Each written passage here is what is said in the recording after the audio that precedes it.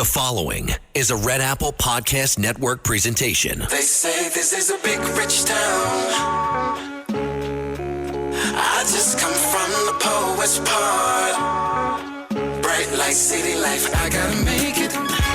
Welcome to Dominic Carter's podcast. This is Dominic Carter's City Hall. Now, here's Dominic Carter. Red Apple Podcast, Talk Radio 77 WABC. You can listen to me, Dominic Carter, Sunday nights 11 p.m. to 1 a.m., weeknights midnight to 1 a.m.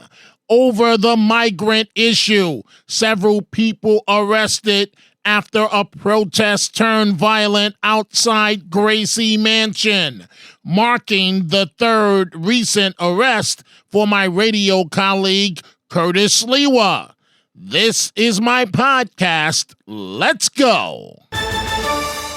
New Yorkers clash over what they believe is the best solution for addressing the migrant crisis. Many people like myself and Curtis Sliwa believe it's time for the free ride for migrants to come to an end and close the border while you're at it. The protest outside Gracie Mansion, Mayor Adams' official residence, turned violent, with heated clashes between those who support the asylum seekers and those who do not. Several people were taken into custody, including Sliwa, who engaged in civil disobedience yet again. Here is part of our conversation. Haters become my waiters, says Eric Adams. Well, where does he come up with these lines? They're so... And by the way, are you going to be having Frank Morano on the air, introing him in, the Mameluke? I'm sure he'll join me at some point. I want you to tell him to check his phone. Check his phone. Right. Okay. Because when I was in the cell, I wanted to make sure that people were going to be covering my shift, because I knew now that they're giving me the Trump Giuliani treatment. They're saying, we have to photograph you. We have to fingerprint you. I said, excuse me, this is a simple disappearance ticket. This is nonviolent civil disobedience. This is Gandhi, right? They said, no. I said, you do this for everyone? Yes. Stop lying to me. The mayor told you to do this. You know the orders came directly from City Hall. But I had two 81-year-old people with me. Unless they were Ma Barker or Jesse James, let them go. Keep me here. Sweat me down. Look at my piles of previous arrests. That's fine. But let them go. No, everybody gets photographed and fingerprint. So Tyrone and Jeff said, that's a lie. You didn't do that to us the last time. Well, we're doing it to you tonight. So wait, I have a question. And before we get to... Can I ask you one thing, though? Go ahead. When Frank Morano comes in, ask him to look at his phone. Look at his phone. 5 calls from the police at the 28th precinct. Because I said, could you please call Frank to make sure that somebody will be there to cover the shift? Obviously, it was done brilliantly by Andrew. Do you know he didn't answer the phone 5 times? Seriously? Yeah, ask him to call that number. It's the 28th precinct, you schmuck. This is while they had you locked up. Yes, what a Mameluke. They were calling, and they were, because they had the phone right there. And all I heard was Frank's voice. You can't leave a message. The message machine is full. So please tell me they didn't have you in handcuffs. Yeah, of course they had it. Seriously? Of course. You got to be handcuffed most of the time. Not all the time, but most of the time. That's traditional. That's traditional. All right. Okay. And they don't use the old-fashioned handcuffs. They use these wire ties or whatever they call it. Really, that's weak. Give me the old-fashioned handcuffs, right? So... One, what time was the rally at Gracie? And I told you not to do it, but you did it anyway. I told you they were going to lock you up and keep you there longer than necessary, but yes, you did it anyway. Yes, you did. And if you had known they were going to give you the rough ride in the paddy wagon to the 28th precinct in the heart of Harlem, USA, you would have known, boy, they were going to really stretch it out as far as they could. So explain this to me. First of all, Gracie Mansion, the last time I checked, is at 88th and York, I believe. That is correct. Oh, 88th and East End Avenue. East End One Avenue. block from York. And they took you all the way to Harlem, the 28 precinct, in the dead of Harlem? Myself and the two 81-year-olds who agreed to commit civil disobedience with me. So how do you go from East End and 88th Street all the way to Central Harlem? How does that happen? Well, because they must have had a deputy inspector there that was a lapdog of Eric Adams or Phil Banks and would do anything they wanted. Probably the 19th precinct, they'd be high-fiving me like they did at the precincts in East Queens and in Staten Island when I was arrested on Highland Boulevard. And so what happened? Explain the violence, what occurred? Earlier in the day, I went to the 19th precinct, which covers that area. Before the rally? Correct. Way before, about 3 hours before the rally. Rally scheduled at 2, but people were arriving at 1.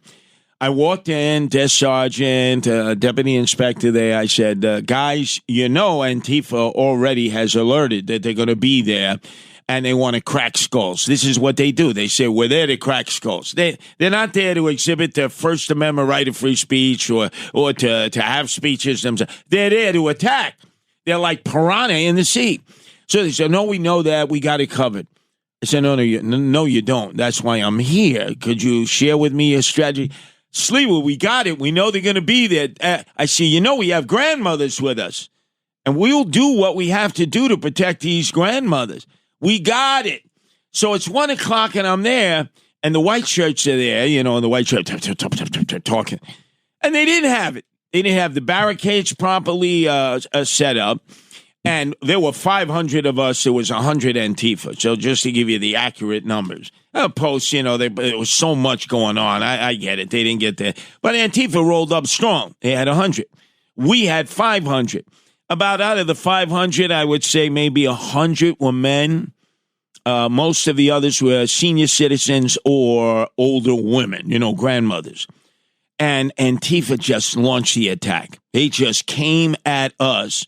And naturally, our menfolk stood in front and battled them. Well, the cops were watching. I don't understand what this is, Dominic. Every time the NYPD runs into Antifa, they're all dressed in black. You know who they are. They're not there to talk. They're there to attack. It's like Superman being exposed to kryptonite. They get so soft and weak. They're not afraid of them. But I think they were afraid to do anything because of the summer of 2020, the flashbacks of Comrade de Blasio being on Antifa's side and telling them to step back. But you remember us, you saw the video. We are battling them in the summer of 2020. I had my jaw broken by them with a claw hammer.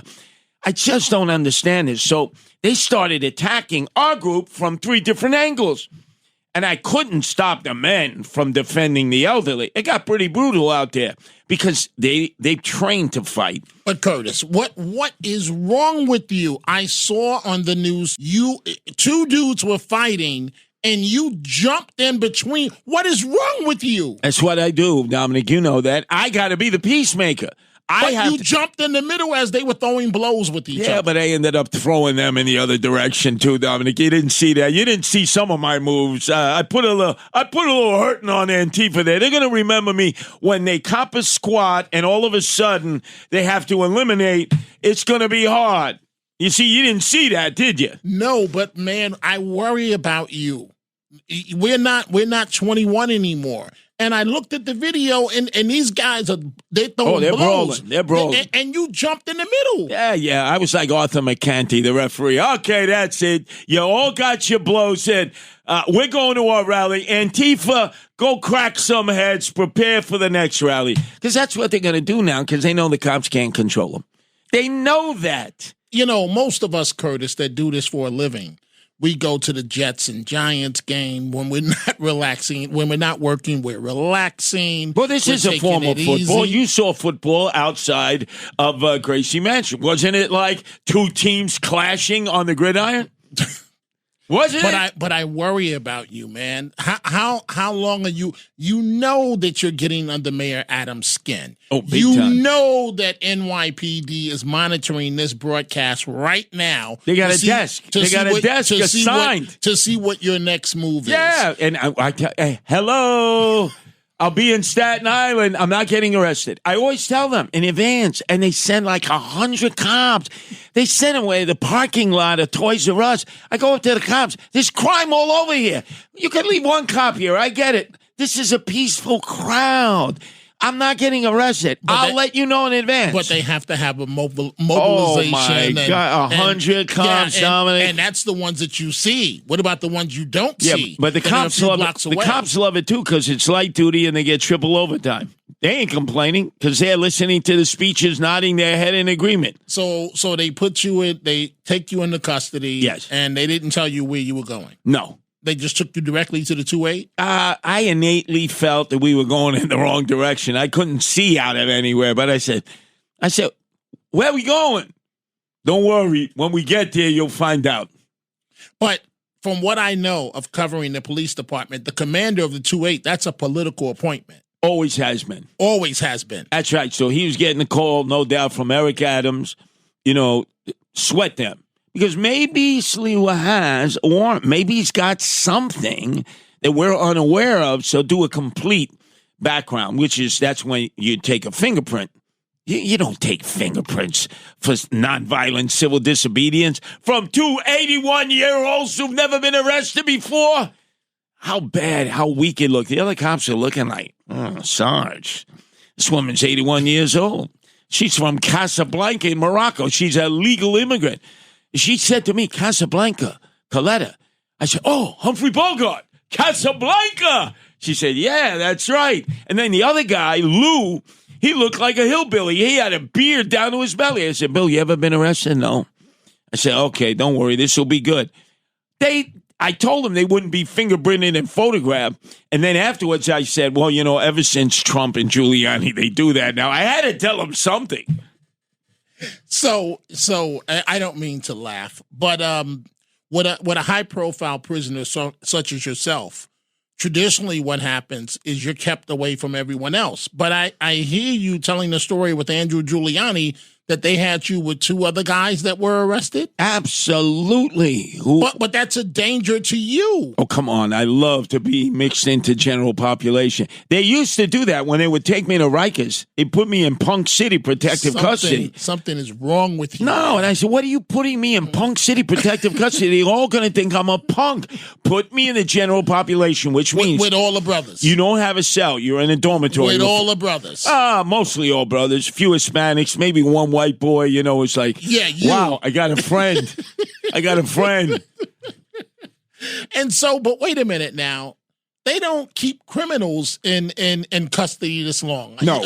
What time was the rally? I could have stabbed and somebody could have bled out on the street. Remember the guy who started the riot in Union Square Park when he promised to give out PlayStations, the influencer from Atlanta. Yes, he was out in maybe an hour and a half, right? Yeah, he got a disappearance ticket, a DAT. They didn't take fingerprints. They didn't take photographs. Did you see a mugshot on TV of him? No. Did you see a mugshot of him in the newspaper? No. Nope. They signed it out. He went back to Atlanta. They gave him a court date. By the way, he never gave out any PlayStations. That's what I thought. Right. And people who were charged with inciting to riot January 6th, many of them are still in jail. And that was a riot at Union Square. So the rally, when you got arrested, what time was it approximately? Oh, I'd say it was probably about 3 o'clock. 3 o'clock. And you didn't get out until 9 o'clock? That's correct. So they kept you for 6 hours. 6 hours. But I'm glad they did.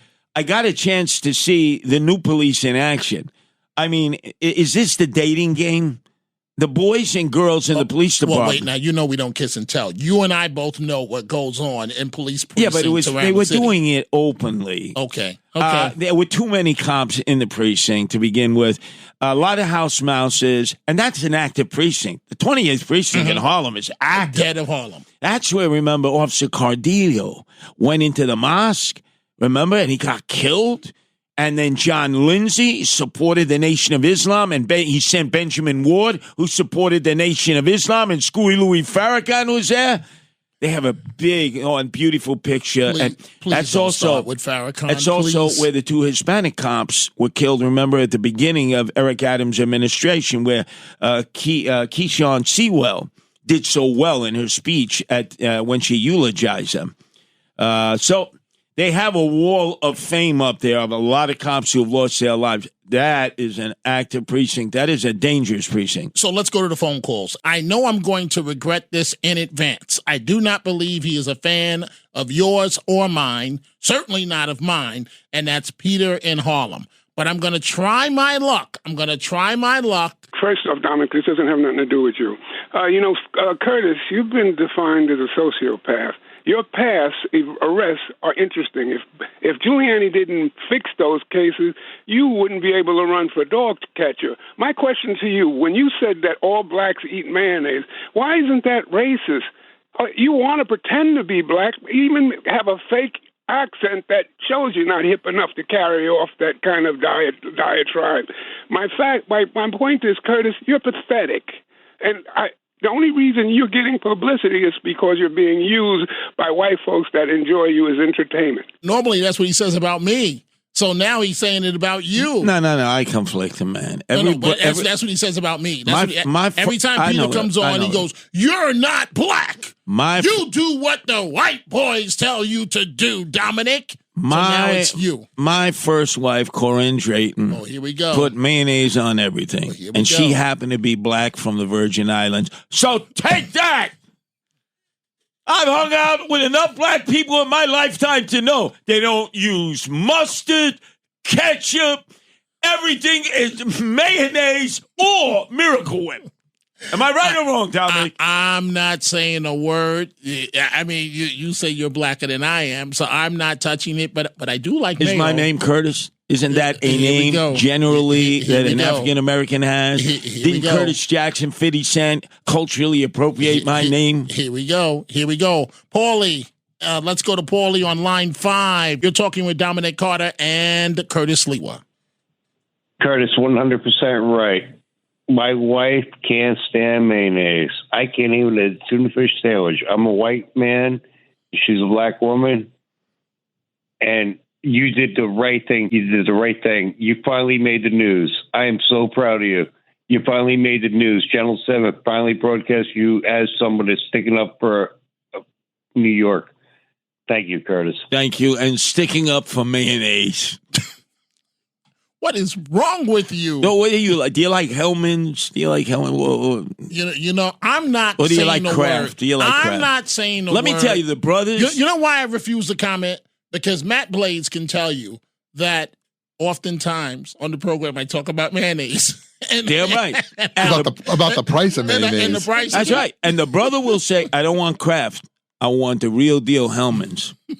Right? Am I right or wrong? I'm not commenting. And if that ain't available, Miracle Whip. I am not commenting. Miracle Whip is my second choice. I know it. I lived it. I saw it. I hate mayonnaise. My 77 WABC colleague and Guardian Angels founder, Curtis Sliwa. And that is all the time we have for this episode. Thank you, folks, for joining us. If you are interested in my remarkable book on my life, titled No Mama's Boy, or even the Dominic Carter bobblehead doll, go to my website, all one word, DominicCarterOnline.com, DominicCarterOnline.com. If you order the book at my website rather than Amazon, I can personally sign it for you. You can catch me on 77 WABC weeknights, midnight to 1 a.m. Go check out the Dominic Carter merchandise at the 77 WABC store, from Dominic Carter t-shirts to hats and much more. Go to WABCRadiostore.com. Also, follow me on YouTube, where you will see videos from me about the podcast and the radio show, youtube.com/Dominic Carter. We will see you the next time. Dominic Carter, Red Apple Podcast, Talk Radio 77, WABC. I gotta make it. Dominic Carter socials on Twitter at Dominic TV and Facebook and Instagram. Dominic Carter TV. Email at dominic.carter@wabcradio.com. Until the next episode, be well. And as Dominic always says, stay positive. The glass is always half full, never half empty. Dominic Carter City Hall.